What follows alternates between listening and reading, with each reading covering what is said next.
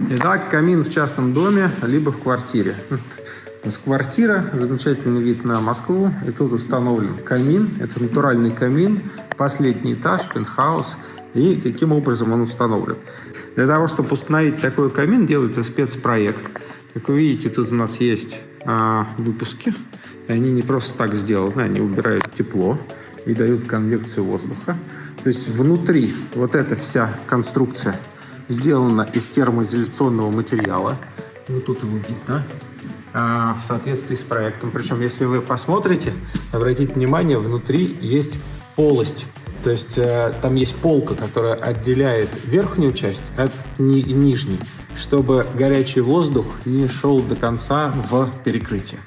Это первое, что сделано. То есть воздух холодный идет здесь, проходит и выходит вот в это отверстие.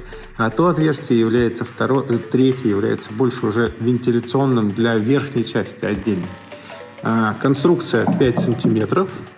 Дальше устанавливается натуральная топка. С этой стороны сделано то же самое, как вы видите.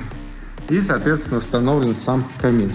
Рама камина декоративная, из мрамора, выполненная на ЧПУ. И вот такая конструкция уже пожаробезопасна. Стоит обратить внимание вот на это. Это дополнительный выпуск под телевизор. Но если бы мы просто заложили провода сюда, то они могли бы поплавиться. По крайней мере, гофры, которые в стене находятся, вот такие, в которых находится провод, точно могли бы поплавиться.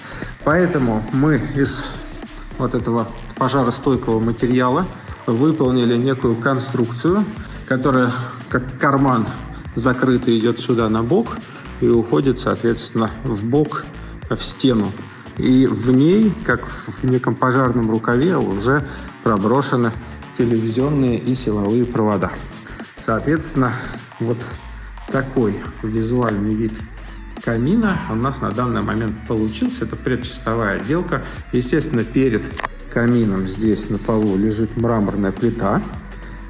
Если вдруг какие-то угли будут, еще что-то, они не на паркет упадут, а на эту мраморную плиту.